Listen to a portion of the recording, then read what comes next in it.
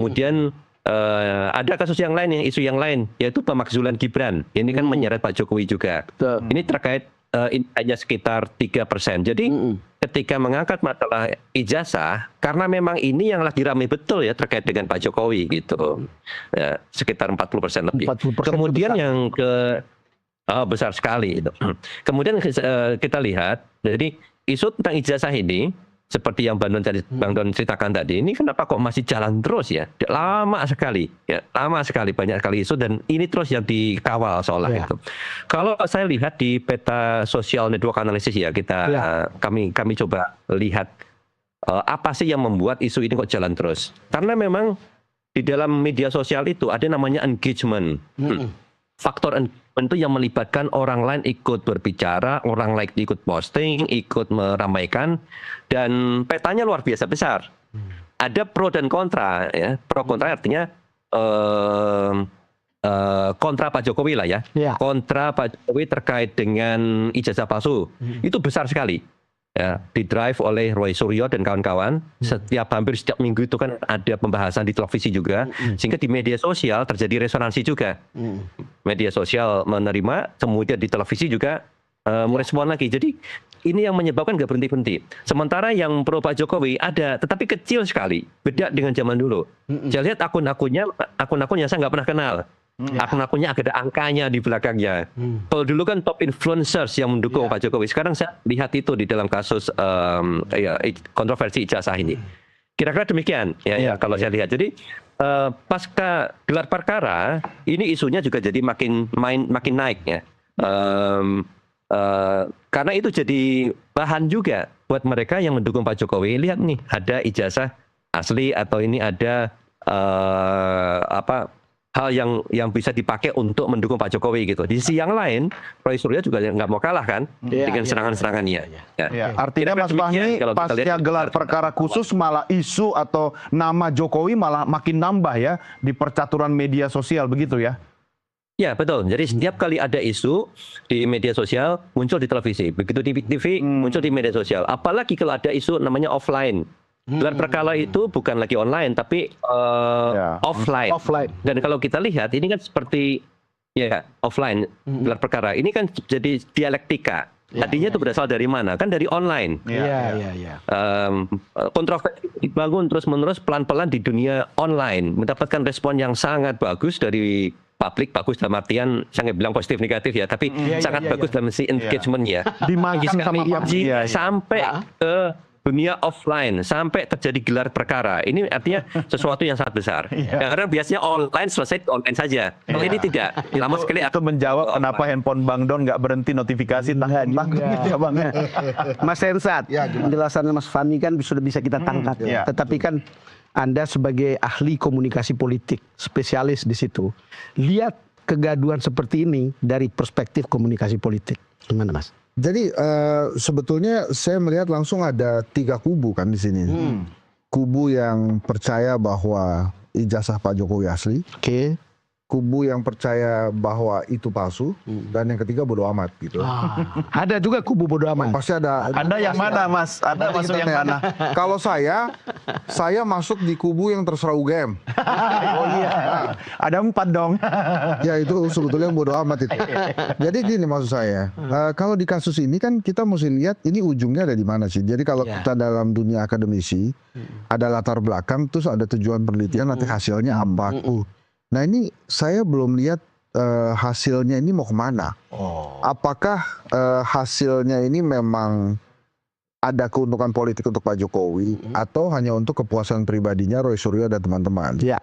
Kalau saya sebagai akademisi memang pada saat UGM menyatakan itu asli, maka saya berpendapat ini asli. Dan Pak Jokowi saya yakin tahu bahwa bebannya itu sekarang ada di UGM. Karena dia ngeluarin, bahkan menurut saya levelnya kepolisian dengan levelnya UGM itu jauh lebih tinggi UGM.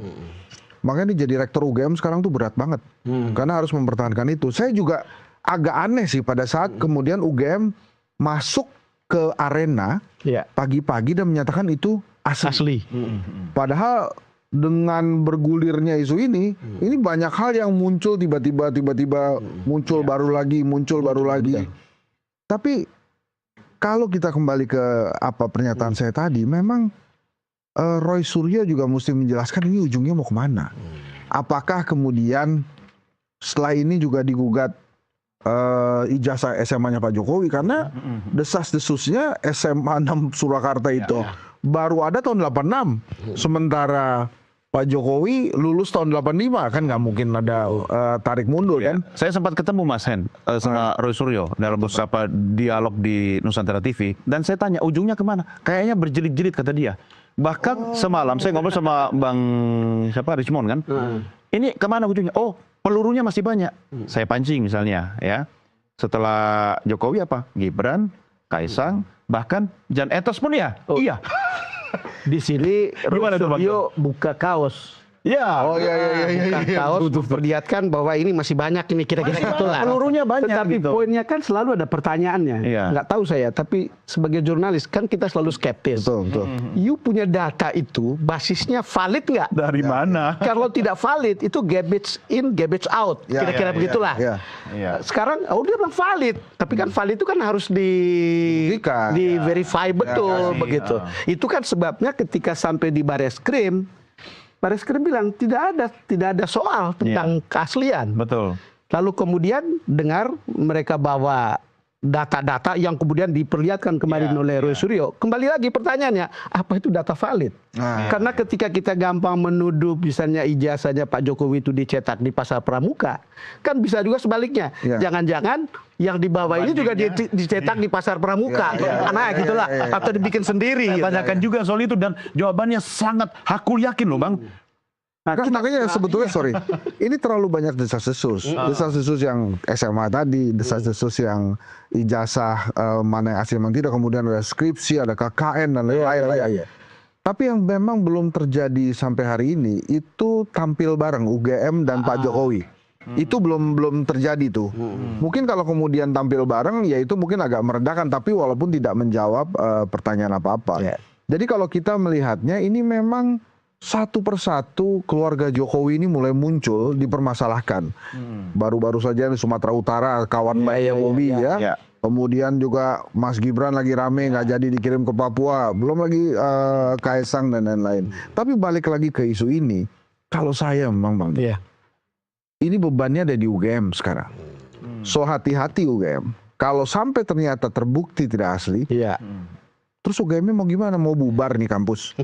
Karena kan menanggung beban yang luar biasa.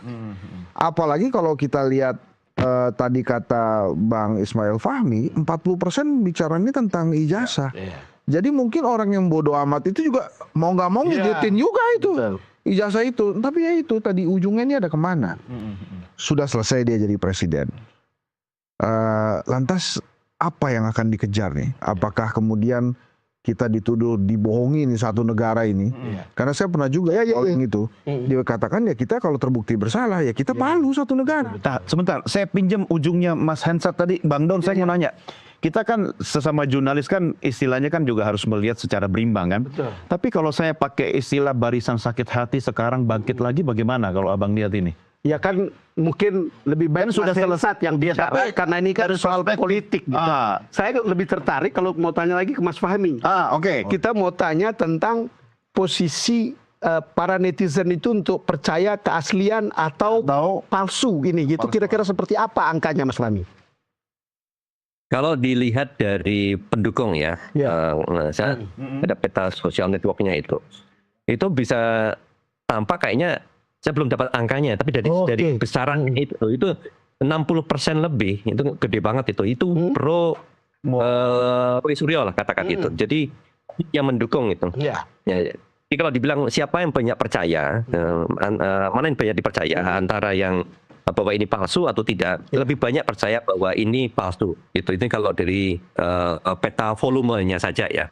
Nah, tapi kan berbeda kalau seandainya kita tanyakan, beberapa survei kan menanyakan langsung kepada masyarakat. Mereka tidak bersuara. Artinya memang harus dilihat antara percakapan di media sosial itu kadang tidak menggambarkan yang real di masyarakat. Harus ada dua-duanya. Makanya pertanyaan lanjutannya Mas, ini yang bersuara itu mana yang buzzer, mana yang organik? Seperti apa sebetulnya komposisinya?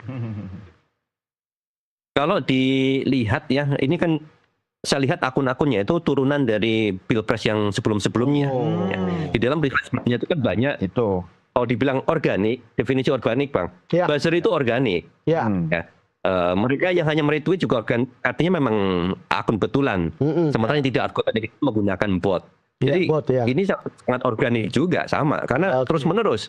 Kalau kita menggunakan bot, bayangan saya itu dengan volume pengguna yang begitu besar yang mendukung bahwa ini adalah palsu, itu biayanya sangat besar gitu.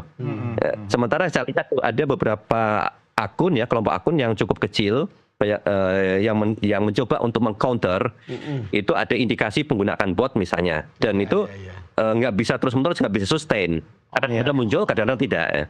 Sementara kalau yang ini natural sekali. Tapi ya itu tadi, ini kan polarisasi dari pilpres yang kemarin. Nah, yang mana memang sangat besar, yang kontra Pak Jokowi sangat besar, dan mereka terus bercakap secara konsisten yang bisa menjawab, bisa membuat sebuah isu itu jalan terus-menerus gitu. ya, karena ada semacam ikatan emosional ya Bang Nun ya. Makanya saya balik lagi ke Mas Henser tadi soal diksi barisan sakit hati yang belum kelar, cinta lama belum selesai begitu, sampai kemudian menjadikan Jokowi sudah selesai menjabat. Ini kesempatan, komentarnya. Ya, kalau barisan sakit hati kan kita nggak bisa mengatakan bahwa itu selesai gitu. Tapi apakah kemudian Roy Suryo, Rismond dan teman-teman itu dan kawan-kawannya maksudnya itu adalah barisan sakit hati, kan kita belum pernah nanya juga. Saya juga belum pernah nanya juga. Berkali-kali kan kalau kita ketemu di studio, Roy Suryo bilang ini demi kebaikan umat aja. Dia nggak ada kaitannya sama barisan sakit hati. Tapi kalau kita lihat perbincangan itu memang sudah sampai perbincangan di warung kopi. Jadi artinya banyak juga yang menaruh perhatian terhadap kedai kopi itu. Ya. Jadi banyak yang menaruh perhatian tentang case itu. Iya betul. Jadi kalau pertanyaannya apakah ini barisan sakit hati atau tidak, menurut saya tidak. Karena akhirnya banyak sekali orang yang bertanya, oh ini jangan-jangan beneran palsu nih. Makin lama isu ini berkembang, nanti coba tolong dicek di Bang Ismail Fahmi. Makin lama isu ini berkembang, makin banyak orang yang percaya kalau itu palsu. Kalau itu bacaan saya di media sosial. Makanya saya balik lagi, setiap kali ada yang bertanya, saya balikin lagi itu ke UGM. Biarkan bebannya itu ke UGM, karena begini loh Bang. Negara ini kan harus maju ya. Kalau kita stuck banyak urusan lah, urusan ijazah ini repot juga gitu. Tapi memang yang saya harus geleng-geleng kepala sih. Ini Bang Roy Suryo dan kawan-kawannya tidak mundur satu jengkal pun. Bahkan mereka terus-menerus memberikan bukti baru lagi, dan selalu mengeluarkan pertanyaan-pertanyaan atau pernyataan-pernyataan yang rasional buat kita. Tentang skripsi, tentang KKN, kemudian ada tampilnya seorang dosen yang namanya Pak Kasmujo, tiba-tiba muncul lagi ada Universitas Pasar Pramuka.